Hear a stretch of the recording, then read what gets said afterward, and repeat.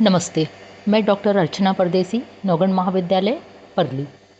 आज आपके समक्ष अमृतलाल नागर द्वारा रचित संस्मरण यशपाल बड़ा ठोस आदमी है, इस संस्मरण का विश्लेषण प्रस्तुत कर रही हूँ। इस संस्मरण में लेखक ने प्रख्यात लेखक यशपाल के व्यक्तित्व की झांकी प्रस्तुत की है। यशपाल तथा अमृतलाल नागर दोनों हिंदी के सर्वश्रेष्ठ उपन्यासकार हैं और दो महान लेखकों की आत्मीयता का भव्य चित्र इसमें अनावृत हुआ है। यशपाल जी बड़े कर्मठ आदमी थे। हिंदी संबंधी किसी भी कार्यक्रम पर तत्कालीन लेखक उनकी सलाह लिया करते थे। उनके संबंध में पंडित अंबिका प्रसाद वाजपेयी जी ने जो सम्मति दी थी, उसी को लेखक ने संस्मरण का शीर्षक बना दिया है। यशपाल जी के गंभीर विचारों और सादे जीवन का परिचय बड़े सरस ढंग से इसमें प्रस्तुत किया है। कलकत्ता के मासिक विश्वामित्र में यशपाल जी की पहली कहानी मकरिल प्रकाशित हुई थी। अपनी पहली कहानी से ही यशपाल ने अपनी ऊंची साहित्यिक हैसियत का परिचय दे दिया था। यशपाल लखनऊ में जम गए। हिवेट रोड पर बजरंगबली के मंदिर के बगल में मकान लिया। सुना अखबार निकाल रहे हैं, यह भी सुना कि अब वे जमकर लिखेंगे। यशपाल से मिलने की इच्छा शहर के हम सभी नौजवान लेखकों की थी।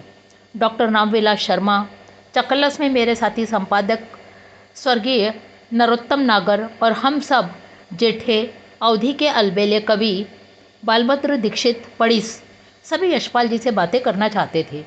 एक दिन पड़िस जी उनके घर पहुँचे। वह यशपाल जी के काम करने का समय था। वे पड़िस जी से मिलने के लिए बाहर तो अवश्य आ गए, किंतु उनकी बातों से पड़िस जी को यह अंदाज लगा कि यशपाल जी से समय नियुक्त करके ही उनका मिलना उचित होता। हम लखनवी अवधि संस्कारों में पले, तरुण विचारों से भले ही अब बड़े उग्र और प्रखर हो, लेकिन समय की सही कीमत हम लोग तब कम जानते थे। शायद आज भी हमारे यहाँ समय की कीमत जानने वाला वातावरण नहीं बन सका है। खैर, उस समय हम लोग कुछ बुरा मान गए। उनका साहबी रहन-सहन हमारी गप्पबाजी में नुक्ताचीनी का विषय बना। यशपाल का विप्लव प्रकाशित हुआ। चकल्लस संपादक के नाम पहले अंक की प्रति मुझे मिली। मैंने अंक पढ़कर एक पत्र में अपनी प्रशंसा व्यक्त की, साथ ही उनके क्रांतिकारी व्यक्तित्व के प्रति अपनी श्रद्धा भी प्रकट की। इसके साथ पूरे शिष्टाचार के साथ मिलने का समय मांगा। मुझे उनके कसे हुए चौड़े कपाल और उभरी ठोड़ी वाले तिकोने चेहरे पर घनी काली रोबीली बहुओं की अपने ऊपर पड़ने वाली पहली छाप खूब अच्छी तरह से याद है। यशपाल अगर मूछ मुड़े न होकर पुराने पंजाबियों की तरह से मूछों वाले होते तो उनकी घनी मूछें जो असर डालती, वही असर उनकी बहुएं डालती थी। यशपाल में शिष्टाचार इस तरह से ABCD नुमा था कि लगता था जैसे जंगल का शेर शहरी सभ्यता के रोज़मर्रा ही सर्कस के वास्ते पकड़ कर लाया गया हो और शेर स्वयं अपना ही रिंग मास्टर बनकर नए व्यवस्थित जीवन की सारी बारह खड़ी पूरी सतर्कता के साथ दोहराता हो। इस शिष्टाचार पक्ष के अलावा उनका एक दूसरा पक्ष जो बातों में अत्यंत सहज उभरा, वह उनकी वैचारिक प्रतिभा का था। दो चार बातों में ही एक जगह पर यह मेरे मन को टक से छू गया। मैंने उनका अधिक समय न लिया और चलाया। मुझे याद है मैंने नरोत्तम नागर और रामविलास शर्मा दोनों ही मित्रों से कहा था कि यशपाल जी हौवा नहीं है, मिलने लायक आदमी है।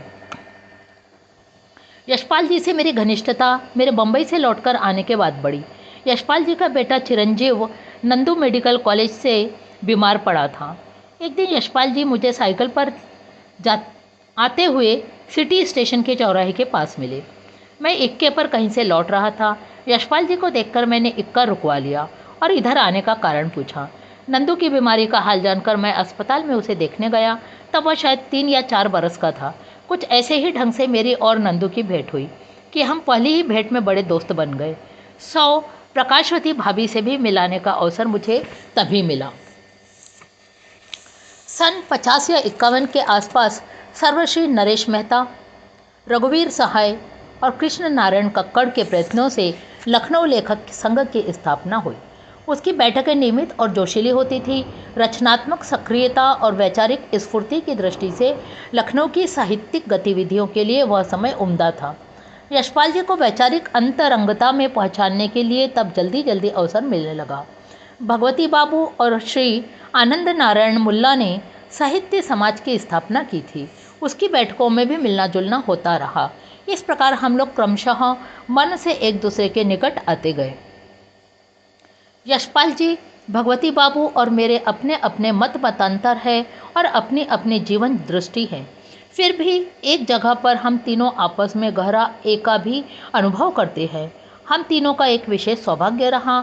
संवादाचार्य स्वर्गीय अंबिका प्रसाद जी वाजपेयी और सरस्वती संपादक साहित्य वाचस्पति राय बहादुर पंडित श्री नारायण जी चतुर्वेदी का वरदहस्त हमें अपने ऊपर प्राप्त रहा। पंडित अंबिका प्रसाद वाजपेयी जी ने हिंदी संबंधी कोई कार्यक्रम बनने पर चश्मे के ऊपर से अपनी पैनी आंखें निकालकर मुझसे पूछते, यशपाल को दिखाई लिया ना? यशपाल बड़ा ठोस आदमी है, ठोस सलाह देता है, कर्मठ है।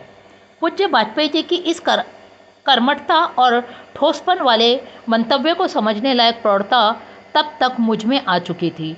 अपने बम्बई जीवन से मैंने समय की कीमत जानकर घर लौटा था। वाजपेयी जी सदा इतने कर्मठ और समय के पाबंद रहे हैं कि वे दूसरे के इस गुण को भली भांति परख सकते हैं। श्रद्धेय भैया साहब यानी चतुर्वेदी जी यशपाल जी की हिंदी निष्ठा के बड़े प्रशंसक हैं। यह सच है कि राजधानी की राजनीतिक आंधियों में जब जब हिंदी पर संकट आया तब तब स्थिति को सही और मजबूत ढंग से संभालने के लिए इस नगर को यदि महाविभूतियाँ न मिलती तो शायद हमारा बहुत अमंगल हो सकता था। भाषा जन की होती है। जब राजनीतिक शक्तियाँ अपनी बहक में जन से दूर हो जाती तब भी भाषा उनसे दूर कभी नहीं होती। यशपाल जी के वे संस्मरण आगे कभी अपने भोगे हुए जीवन काल का मूल्यांकन करते हुए लिखूंगा, पर उस सारे प्रसंग में यशपाल जी की कई विशेषताएं बारीकी से पहचान में आई। हर बात को यथार्थ की कसौटी पर कसना, हर काम को ठीक समय पर करने की चुस्ती, उनकी निश्चयात्मक बुद्धि, सूझबूझ आदि कई गुण निश्चय ही मेरे लिए अनुकरणीय रहे हैं। पूज्य वाजपेयी जी यशपाल की इन्हीं विशेषताओं के कारण उन्हें ठोस कहते थे। भगवती बाबू और यशपाल जी के एक्शन संबंधी विचार अक्सर समान होते थे। मुझे अपनी चौकशाही मुरव्वत के दायरे से निकालकर यथार्थ को उसे सही बोध के साथ स्वीकार करके एक्शन का क्षण न चूकने की ट्रेनिंग इन्हीं अंग्रेजों से मिली। हम तीनों में एक भी व्यक्ति संकीर्णतावादी नहीं है। हम तीनों अपने दृष्टिकोणों को खूब साफ रखते हैं। यशपाल जब पहली बार सोवियत यूनियन के देशों का भ्रमण करके लौटे तो नगर महापालिका के पुराने सभागार में एक समान सभा आयोजित हुई थी। हॉल खचाखच भर गया था। हमने यशपाल से एक नई दुनिया का हाल सुना। यशपाल जी ने कर्मठ और संपन्न रूसी जीवन के ऐसे जीते जागते चित्र उस सभा में प्रस्तुत किए थे कि हम लोग मंत्रमुग्ध होकर सुनते रहे। मुझे याद है कि कलकत्ता यूनिवर्सिटी के हिंदी विभागाध्यक्ष स्वर्गीय प्रोफेसर ललिता प्रसाद शुक्ल, जो इन दिनों यहाँ पर थे, हमारे साथ यशपाल जी का भाषण सुनने के लिए गए थे। वे उस भाषण की भूरी भूरी प्रशंसा करने लगे। यह सच है कि उस दिन का ऐसा भाषण मैंने भी यशपाल जी से कम ही सुना है।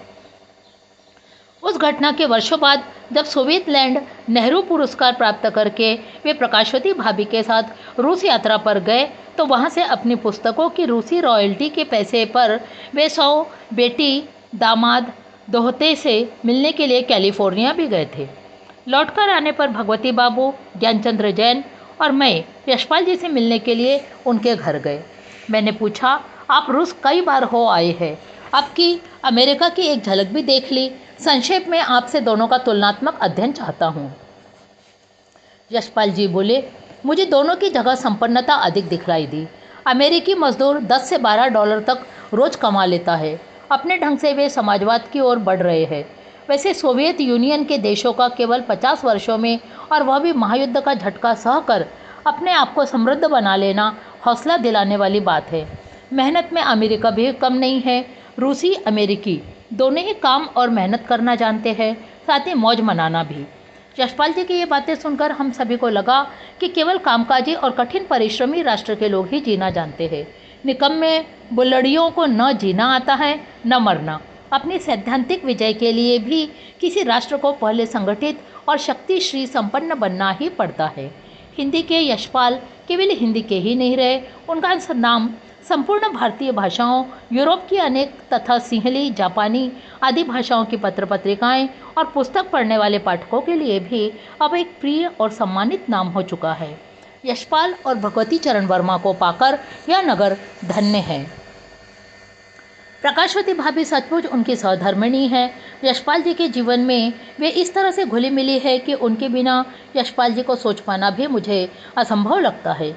इतनी कुशल व्यवस्थापिका, शांत, गंभीर और व्यवहारिक स्त्री कम ही देखने को मिलती है।